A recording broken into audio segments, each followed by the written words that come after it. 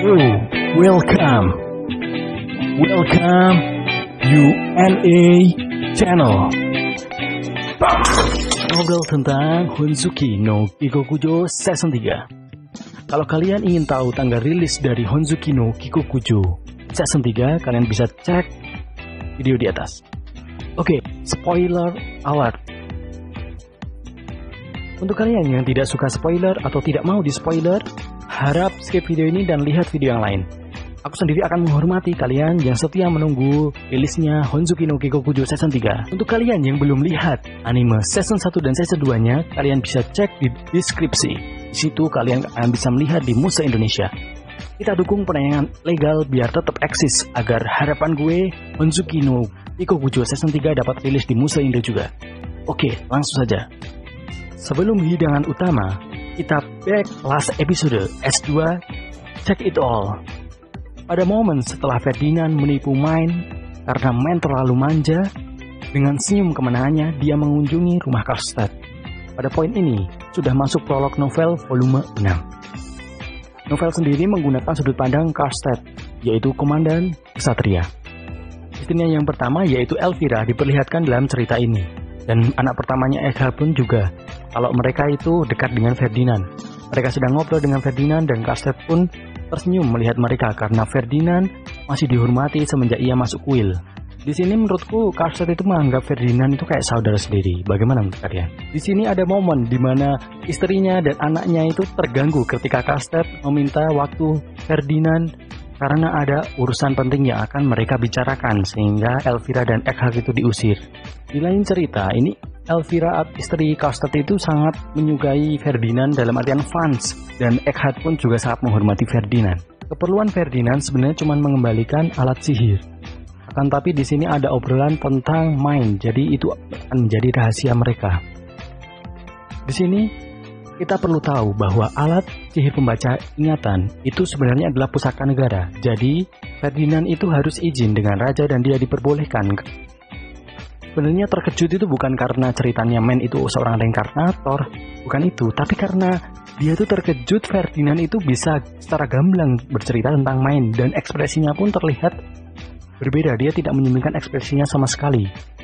Di sini bangsawan itu biasanya menyembunyikan ekspresi untuk melindungi diri mereka dari ancaman bangsawan yang lain. Dan perlu kita tahu kalau Karlstedt itu kan Art Nobel ya. Berarti kita sudah tahu juga kalau mana dari Mine itu selevel dengan Art Nobel. Oke, kita langsung lanjut ke story-nya. Di sini kita diperlihatkan kalau Mine itu sedang cemberut karena keinginannya untuk melihat kenangan itu tidak dikabulkan oleh Ferdinand. Mine itu masih ingin membaca buku di kehidupan sebelumnya dan dia masih ingin berterima kasih kepada ibunya. Biarpun nyatanya itu hanya ingatan ya, nggak bisa berbicara dengan ibunya. Kan tapi rasa kesepiannya, rasa kangennya dia itu masih terbekas. Tapi di sini dia juga bersyukur kalau Imam besar atau Ferdinand itu udah nggak menganggap Mine itu sebagai ancaman, sehingga kehidupannya itu bisa damai dan tidak berubah, bisa bersama keluarganya lagi. Di sini kita kerasa feel-nya kalau dia itu masih ingat ibu Masamoto Urano, betapa baiknya dia, betapa dia mau mengurus Urano yang cuma kerjaannya baca aja.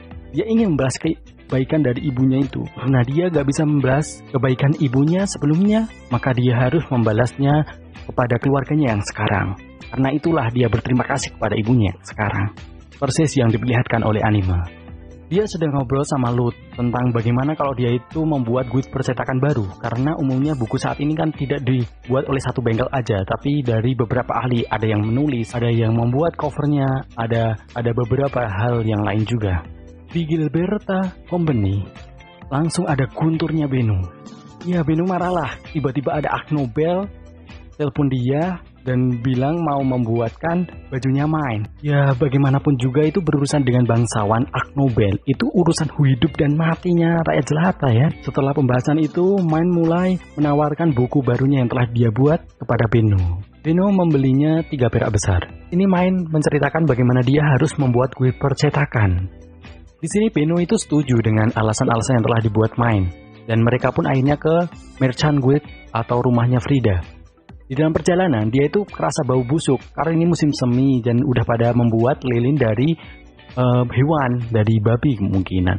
Dan di sini Main mendapatkan ide, bagaimana kalau dia memberikan resep kepada si pembuat lilin tentang lilin yang gak berbau yang bisa buat bangsawan.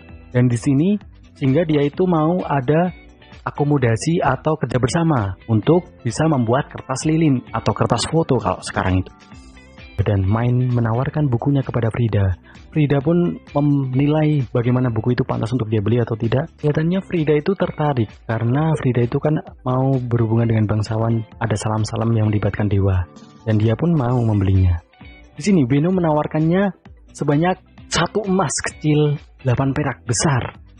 Berarti 6 kali lipat dari harga yang ditawarkan Main ke Beno. Wah, Main di sini benar-benar kecewa karena dia bukan sebagai pedagang yang baik. Jadi dia mulai memikirkan bagaimana kalau dia menaikkan harga bukunya. Ketika dia udah selesai mendaftarkannya, di situ ada yang memanggil Main. Ini dia. Dan Johan ini kira Main itu adalah anaknya Beno. Dan Main langsung, ya nggak mungkin lah. Dia itu harus mau membuatkan sesuatu untuk dia, yaitu adalah mesin ketik tradisional yang pakai mesin cetak-cetuk kayak gitu. BTW, ini Johan ini dia itu meminta Main karena nggak ada majikan yang lain. Orang lain itu pada nggak suka Johan. Jadi di bengkelnya itu ya Johan itu orangnya perfeksionis lah ya. Ya itu pengennya pelanggannya itu pengen apa kayak gitu. Tapi ini pelanggan nggak suka kayak gitu. Pelanggan itu sukanya menyerahkan kepada imajinasinya si pembuat, dan Johan ini lebih suka bagaimana rinciannya si pelanggan, sehingga dia itu hanya punya satu pelanggan yaitu Main yang sukanya itu harus rinci-rinci. Lanjut, di sini Johan itu bingung maksudnya Main itu apa, kan belum pernah ada. Di sini dia memohon dengan Lutz dan Beno ya, tapi Lutz dan Beno hanya bisa senyum. Kamu harus mengikuti kegilaannya Main kalau kamu ingin menjadikan Main jadi pelindungmu. Santai aja Johan, ini baru awalannya, nanti akan lebih sulit lagi, bersiap ya. Ya Johan pun pasrah dan menerimanya juga. Dan paginya dia mengirim cetak birunya kepada Johan. Di pagi hari, Rosina dan Fran itu datang ke rumah Main, berbicara dengan ibunya tentang apa yang diperlukan Main ketika musim dingin. Main itu kan orangnya lemah sekali ya, jadi butuh asisten untuk menjaga kesehatannya. Setelah itu, Main mampir ke Gilberta Company. Di sana dia diberitahu kalau Will Tinta itu ke sana dan dia itu komplain tentang pembuatan tinta. Mereka itu membuat tinta sendiri, tapi di sini kan tintanya beda. Jadi sebenarnya Main itu mempunyai hak otoritas untuk membuat tintanya sendiri. Tapi di sini Main tidak memilih untuk menggunakan itu, akan tetapi dia lebih membagi resepnya karena dia tidak ingin menambah musuh, sehingga dia berbagi keuntungan lah. Di sini sebenarnya dia pengen mengajukan 10% dari penjualan nanti, tapi Beno memarahi dia. Kenapa kamu terlalu menganggap remeh hasil penemuan baru itu? Penemuan baru itu ya harus diwahkan dulu. Jadi dia menawarkan 30%. Setelah itu 10 tahun kemudian turun 20%, 10 tahun kemudian 10% kayak gitu. Pastikan itu juga harus ada kontrak sihir. Di sini Main bingung, kenapa harus pakai kontrak sihir, kan mahal. Di sini karena Wolf itu atau ketua Ingguild itu, dia itu punya banyak koneksi dengan bangsawannya, namanya tinta yang gunakan bangsawannya. Di sini desa-desanya itu dia itu orangnya berbahaya. Main pun ditendang Beno dan dia bersama dengan Corina untuk membahas baju baru yang dipesan Nobel itu. Dengan ekspresi lembut, Corina itu memandu Main. Wah, dia itu sedang hamil tapi masih mempunyai ekspresi yang lembut. Aku di sini benar-benar iri sama Otto. Dia itu memang benar-benar cewek idaman itu. Corina itu, my favorite karakter. Di sini Otto tiba-tiba bilang, Main, kenapa kamu itu membuat Corina bekerja keras padahal dia itu sedang hamil besar? Tapi di sini Corina itu malah marah. Dia bilang ke Otto kalau dia itu nggak boleh mencampuri urusan pekerjaannya.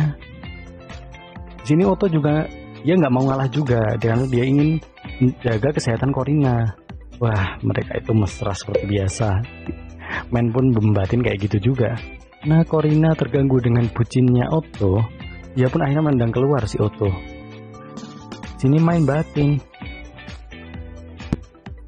Yari dah sih. Otto ngobrol. Tiba-tiba Otto menyela lagi. Hai Main, kamu itu udah mencuri Beno dari kita. Sehingga aku itu harus bantu di Gilberta Company.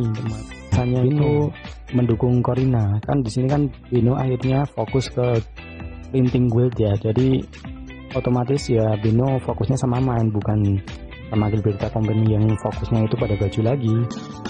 Di sini Corina pun mengakhiri dengan berkata, "Sayang, kamu itu kalau bekerja jangan menggerakkan mulutmu, gerakkan tanganmu ya."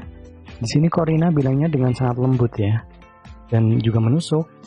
Tapi ya ini menambah kefeminimannya. Tiba-tiba Mark pun menyela, ia meminta tanda tangan dari Main. Di sini ada Lutz juga. Dia bertanya kepada Lutz. Lutz bilang, ia punya tatapan yang jahat dan dia berusaha mencarimu, Main. Dia bilang dia mencari gadis kecil yang tahu rahasia tentang pembuatan tinta. Itu lebih menakutkan daripada kepala gue, Gustav. Dan di sini Main benar-benar takut dia. Beberapa saat tiba-tiba Beno itu masuk dengan tiba-tiba. "Main, kamu tidak boleh keluar. Kamu harus menunggu ayahmu dan kakakmu ketika pulang nanti ya." Tadi itu Lutz itu keluar untuk urusan Gilberta Company dan dia itu tiba-tiba dicegat sama beberapa orang dewasa. Lutz juga merasakan niat jahat dari mereka. Dia itu mencari identitas Main. Di sini Beno merasakan perasaan yang tidak enak. Dia merasa tidak nyaman dan ada bahaya di balik layar ini. Sesampainya ayah dan Turi datang, Beno berkata kepada mereka agar Main itu segera dibawa ke kuil untuk keamanannya. Di sini Beno itu sudah menitik beratkan kepada Ingrid, akan tapi kan di sini Beno nggak tahu yang menarik tali di belakangnya itu siapa. Gunter wajahnya langsung mengeras dan serius ketika mendengar hal itu, dan Tuli pun sangat gugup dan dia khawatir kepada Main, langsung memeluk dia dengan erat. Di sini Gunter setuju dengan usulannya Beno untuk mengantar Main itu langsung ke kuil, akan tapi dia akan menanyakan lagi keputusannya kepada Main. Di sini Main berdiam diri dan dia memegang baju ayahnya dengan erat. Dia pun sebenarnya masih ingin pulang bersama dengan keluarganya. Akan tapi karena demi keluarganya dan Lutz agar tidak mendapatkan ancaman yang sama, maka Main pun akhirnya juga merelakan untuk segera pergi ke kuil. Di sini sebenarnya dia merasa sangat kesepian ya, digambarkan dari omongannya itu. Kalau kamu baca novelnya lebih kerasa pasti. Dan musim dingin Main pun dimulai. Oke, cukup itu. Menurut kalian video ini kepanjangan atau tidak? Kalau misalkan kepanjangan, kalian bisa komen di bawah. Dan jika kalian suka, tolong like dan subscribe agar saya juga semangat dalam mengerjakan videonya. Dan saya pun juga akan mengusahakan untuk secepat mungkin mengupdate kalau banyak yang subscribe. Oke, terima kasih semuanya dan bye-bye.